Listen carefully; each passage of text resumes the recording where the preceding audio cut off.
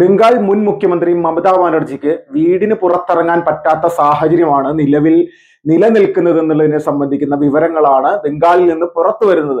ഇതിന്റെ അടിസ്ഥാനം എന്ന് പറഞ്ഞാൽ കഴിഞ്ഞ ദിവസം ഈ തൃണമൂൽ കോൺഗ്രസിന്റെ ഒരു പ്രവർത്തകൻ പോലീസ് സ്റ്റേഷനിൽ വെച്ച് കസ്റ്റഡിയിൽ മരണപ്പെട്ട വിഷയവുമായി ബന്ധപ്പെട്ടുകൊണ്ട് ഈ പ്രവർത്തകന്റെ വീട്ടിലേക്ക് മമതാ ബാനർജി പോയ സമയത്ത് നാട്ടുകാരെല്ലാവരും കൂടി സംഘടിച്ചെത്തി മമതാ ബാനർജിക്ക് നേരെ നടത്തുന്ന തെറിയ അഭിഷേകം. ഇത് വിഷയം ഒറ്റ കാര്യം മാത്രമാണ് പറയുന്നത്.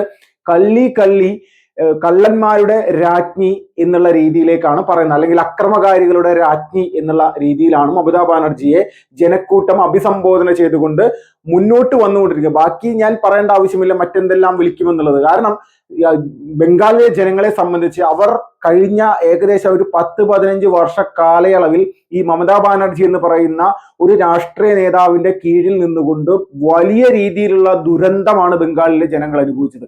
അതിന്റെ ഒരു പ്രത്യാഘാതമായിരുന്നു കഴിഞ്ഞ നിയമസഭാ തെരഞ്ഞെടുപ്പിൽ അവർ നേരിട്ടത്. അതിൽ ഒരു സംശയവുമില്ല.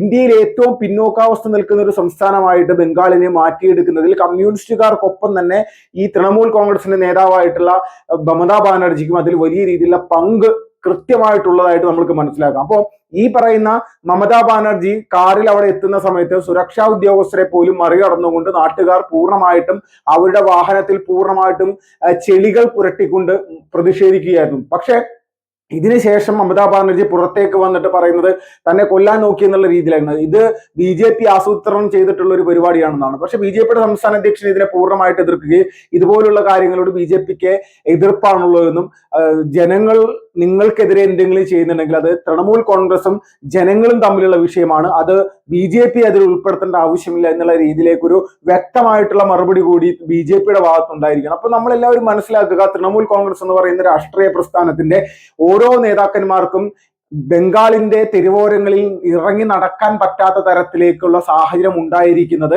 അത് BJP അധികാരത്തിൽ വന്നതിന്റെ പേരിൽ മാത്രമല്ല, അവിടുത്തെ ജനങ്ങൾ കഴിഞ്ഞ ഒരുപാട് വർഷങ്ങളായിട്ട് നേരിട്ട അതിക്രൂരമായിട്ടുള്ള പീഡനങ്ങളും പ്രശ്നങ്ങളും വിഷയങ്ങളും കേസുകളും കൊലപാതക പരമ്പരകളും സംഘർഷങ്ങളും ആയിരുന്നു ഈ ഒരു പ്രത്യാഘാതം ഈ തൃണമൂൽ കോൺഗ്രസ് എന്ന് പറയുന്ന രാഷ്ട്രീയ പാർട്ടിക്ക് ജനങ്ങളുടെ നിന്ന് ഉണ്ടാകാനുള്ള പ്രധാനപ്പെട്ട കാരണം.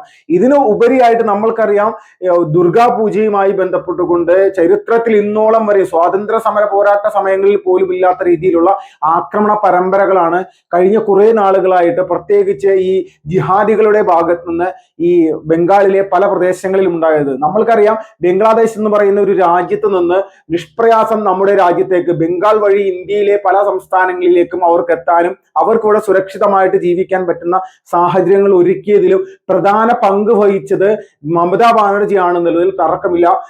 നരേന്ദ്രമോദി അധികാരത്തിൽ വന്നതിന് ശേഷം നമ്മൾ പൗരത്വ ഭേദഗതി ബില്ലെല്ലാം ഇവിടെ പാർലമെന്റിൽ പാസ്സാക്കുന്ന സമയത്തും ഇതിനെ ശക്തമായിട്ട് എതിർത്തുകൊണ്ട് ബംഗ്ലാദേശികൾക്ക് അല്ലെങ്കിൽ ബംഗ്ലാദേശിലെ ആളുകൾക്ക് പ്രത്യേകിച്ച് റോഹിംഗ്യൻ മുസ്ലിങ്ങൾക്ക് ഇന്ത്യയിലേക്ക് കടന്നു കയറാനും ഇവിടുത്തെ കർഷകരെയും ഇവിടുത്തെ ആളുകളെയും ഉപദ്രവിക്കാനും അവരുടെ മേൽ വലിയ രീതിയിൽ കുതിര കയറാനുമുള്ള സാഹചര്യങ്ങൾ ഒരുക്കിയത് പൂർണ്ണമായിട്ടും മമതാ ബാനർജി തന്നെയായിരുന്നു.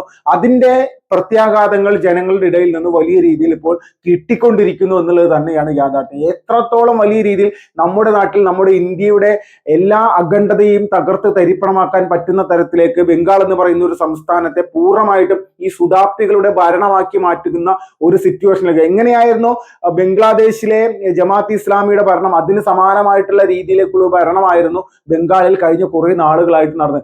ദുർഗാ പൂജ പോലും ഏകദേശം 9 ദിവസത്തോളം വരുന്ന നവരാത്രി ആഘോഷം സമാധാനപരമായിട്ട് അവിടുത്തെ ഹൈന്ദവ ജനതയ്ക്ക് നടത്താൻ പറ്റാത്ത സിറ്റുവേഷൻ ആയിരുന്നു കഴിഞ്ഞ കുറെ നാളുകളായിട്ടുണ്ടായിരുന്നു. അപ്പോൾ ഇതിൽ നിരന്തരമായിട്ട് ചില ആളുകൾക്ക് അസ്വസ്ഥത ഉണ്ടാകുന്നു, സുഡാപ്പികൾ പൂർണ്ണമായിട്ട് ഇതിനെ എതിർക്കുന്നു. ആ സമയത്ത് ദുർഗാ പൂജയുടെ സമയത്ത് തന്നെ ദേവി വിഗ്രഹം അവിടുന്ന് എടുത്തുകൊണ്ടുപോയി പോലീസ് സ്റ്റേഷനിൽ വെക്കുന്നു, പോലീസിന്റെ ഇടിവണ്ടിയിൽ കയറ്റി ദേവി വിഗ്രഹങ്ങൾ കൊണ്ടുപോകുന്നു. ഇതിലെല്ലാം മനം തൊന്നിട്ടാണ് യഥാർത്ഥത്തിൽ അവിടുത്തെ ഹൈന്ദവ സമൂഹം പൂർണ്ണമായിട്ടും നരേന്ദ്രമോദിക്കൊപ്പം BJPക്കൊപ്പം നിന്നത്. ലക്ഷക്കണക്കിന് ആളുകളാണ് BJPയുടെ ഓരോ പരിപാടിയിലും കഴിഞ്ഞ കുറച്ച് നാളുകളായിട്ട് വന്നുകൊണ്ടിരുന്നത്. നമ്മൾക്കറിയാം, കഴിഞ്ഞ നിയമസഭാ തെരഞ്ഞെടുപ്പ് നടന്ന സമയത്ത് 2 സീറ്റിൽ നിന്ന് 75 സീറ്റിലേക്ക് BJP കാര്യങ്ങൾ എത്തിക്കാൻ സാധിച്ചിരുന്നു. അതോടൊപ്പം തന്നെ കൃത്യമായിട്ട് ജനങ്ങളുടെ വിഷയം പ്രതിപക്ഷ സ്ഥാനത്തിരുന്നു കൊണ്ട് BJP നല്ല രീതിയിലാണ് അന്ന് കഴിഞ്ഞ 5 വർഷങ്ങൾ മുന്നോട്ട് പോയിരുന്നത്. അപ്പോൾ ഇത് കണ്ട് മനസ്സിലാക്കിയ ബംഗാളിലെ പ്രത്യേകിച്ച് ഹൈന്ദവ സമൂഹം പൂർണ്ണമായിട്ടും BJPക്ക് അനുകൂലമായിട്ട് വോട്ട് ചെയ്തുകൊണ്ടാണ് മുന്നോട്ട് പോയത്. തിരഞ്ഞെടുപ്പിന് ശേഷം തൃണമൂൽ കോൺഗ്രസിന്റെ പല നേതാക്കന്മാരും പ്രത്യേകിച്ച് ഏകദേശം 20ഓളം MP തന്നെ BJP പക്ഷത്തേക്ക് ചേരുന്ന അവസ്ഥയുണ്ടായി. നിലവിൽ തൃണമൂൽ കോൺഗ്രസിന്റെ MLA ഏകദേശം 55ഓളം MLA തൃണമൂൽ കോൺഗ്രസിന്റെ നേതാവായിട്ടുള്ള മമതാ ബാനർജിക്കൊപ്പം നിൽക്കാതെ സ്വതന്ത്രമായിട്ട് വിമത MLA നിൽക്കുന്ന ഒരു സാഹചര്യം ഉണ്ടായിരിക്കുന്നു. അപ്പോൾ ഇതെല്ലാം വ്യക്തമാണ്, നമ്മുടെ രാജ്യത്ത് രാഷ്ട്രവിരുദ്ധ ശക്തികൾക്ക് കിടപിടിക്കുന്ന തരത്തിലേക്കുള്ള ഏതെല്ലാം രാഷ്ട്രീയ പാർട്ടികൾ മുന്നോട്ട് വന്നിട്ടുണ്ടോ, സംഘടനകൾ മുന്നോട്ട് വന്നിട്ടുണ്ടോ, അവരെ ജനങ്ങൾ ഒറ്റപ്പെടുത്തും.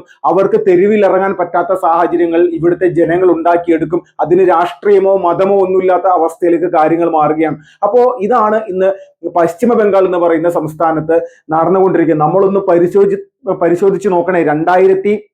2021 അവിടെ നിയമസഭാ തെരഞ്ഞെടുപ്പ് നടന്നതിന് ശേഷം BJP മുഖ്യ പ്രതിപക്ഷ പാർട്ടിയായിട്ട് വലിയ ഒരു പ്രതിരോധമായിരുന്നു ഈ തൃണമൂൽ കോൺഗ്രസിന്റെ കാട്ടാള ഭരണത്തിനെതിരെ നടത്തിക്കൊണ്ടിരുന്നത്. തിരഞ്ഞെടുപ്പ് സമാധാനപരമായിട്ട് നടത്താൻ പോലും പറ്റാത്ത അവസ്ഥയിലേക്ക് തങ്ങളുടെ സ്ഥാനാർത്ഥികൾക്ക് വോട്ട് ചോദിച്ചു പോകാൻ സാധിക്കാത്ത അവസ്ഥ വരുന്നു. പ്രവർത്തകർക്ക് പ്രചരണ പോസ്റ്ററുകളും ഫ്ലെക്സ് ബോർഡുകളും വെക്കാൻ സാധിക്കാത്ത അവസ്ഥ വരുന്നു. പരസ്യമായിട്ട് BJP എന്ന് പറഞ്ഞ് സംസാരിച്ചു കഴിഞ്ഞാൽ അവിടെ ആക്രമിക്കപ്പെടുന്ന അവസ്ഥ. ഇതുപോലെ പല രീതിയിലേക്ക് BJP ചെയ്തുകൊണ്ടിരിക്കുന്ന പ്രവർത്തനങ്ങളെ പൂർണ്ണമായിട്ടും അക്രമത്തിലൂടെ കീഴ്പ്പെടുത്താനുള്ള വലിയ ശ്രമമായിരുന്നു തൃണമൂൽ കോൺഗ്രസിന്റെ ഭാഗത്ത് നിന്ന് നിരന്തരമായിട്ട് ഉണ്ടായിക്കൊണ്ടിരുന്നത്. പക്ഷെ ഇത് പൂർണ്ണമായിട്ടും അവിടുത്തെ ജനങ്ങൾ കൃത്യമായിട്ട് കണ്ടുകൊണ്ടിരുന്നു. ആ കാഴ്ചയുടെ അടിസ്ഥാനപ്പെടുത്തിയിട്ടായിരുന്നു ഈ കഴിഞ്ഞ നിയമസഭാ തെരഞ്ഞെടുപ്പിൽ ശക്തമായിട്ടുള്ള ഒരു വോട്ടിംഗ് ശതമാനം ബംഗാളിലുണ്ടായി. 90% മുകളിലായിരുന്നു എല്ലാ മണ്ഡലങ്ങളിലും വോട്ടിംഗ് ശതമാനം. എന്തുകൊണ്ടാണ് ഇങ്ങനെ ഒരു സാഹചര്യം നമ്മുടെ രാജ്യത്തെ ഒരു പ്രധാനപ്പെട്ട സംസ്ഥാനത്തുണ്ടായത്?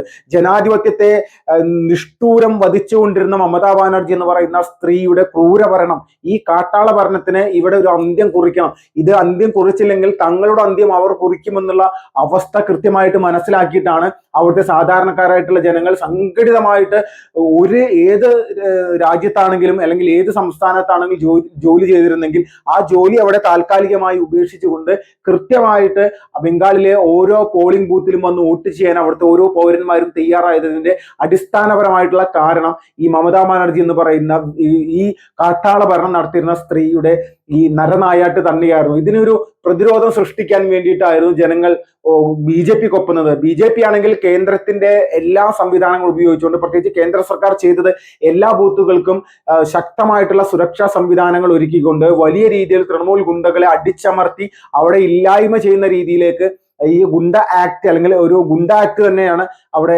കേന്ദ്ര സർക്കാർ നടപ്പിലാക്കിയത്. അപ്പോൾ തൃണമൂൽ ഗുണ്ടകളുടെ വിളയാട്ടം ഇത്തവണത്തെ തിരഞ്ഞെടുപ്പിൽ നടന്നില്ല. അതുകൊണ്ട് ജനാധിപത്യം ബംഗാളിൽ വിജയിച്ചു എന്നുള്ളത് തന്നെയാണ് നമ്മൾക്ക് പറയാൻ സാധിക്കുന്നത്. ജനങ്ങളോട് ചെയ്ത ക്രൂരത അതിനുള്ള ഒരു പ്രത്യാഘാതമാണ് ഇപ്പോഴത്തെ അവസ്ഥയിൽ അവിടെ മമതാ ബാനർജിയും കൂട്ടരും നേരിട്ടുകൊണ്ടിരിക്കുന്നത്. നമ്മൾ BJPയുടെ അവിടുത്തെ സംസ്ഥാന അധ്യക്ഷൻ പറഞ്ഞ ആ ഒരു വാക്കുകൾ തന്നെ കടമെടുത്താൽ വ്യക്തമായിട്ട് മനസ്സിലാകും. ഒറ്റ കാര്യം മാത്രമാണ്, ബംഗാളിലെ തൃണമൂൽ കോൺഗ്രസും അവിടുത്തെ നാട്ടുകാരും ബംഗാളിലെ ജനങ്ങളുമാണ് പരസ്പരം ഏറ്റുമുട്ടിക്കൊണ്ടിരിക്കുന്നത്. BJPക്ക് അതിൽ പങ്കില്ല. ചെയ്തതിനെ പറ്റിയിട്ടുള്ള ആത്മപരിശോധന തൃണമൂൽ കോൺഗ്രസും മമതാ ബാനർജിയും നല്ല പോലെ നോക്കുന്നതായിരിക്കും നല്ലതെന്നാണ് അദ്ദേഹത്തിന്റെ വാക്കുകളിൽ നിന്ന് നമ്മൾക്ക് വ്യക്തമായിട്ട് മനസ്സിലാക്കാൻ സാധിക്കുന്നത്. ബംഗാളിൽ ഇനി വലിയ രീതിയിൽ തന്നെ തൃണമൂൽ കോൺഗ്രസിന്റെ പൂർണ്ണമായിട്ടുള്ള തകർച്ചയാണ് വരാനിരിക്കുന്ന നാളുകളിൽ കാണാൻ പോകുന്നത്. ഇതിലൊരു സംശയമില്ല.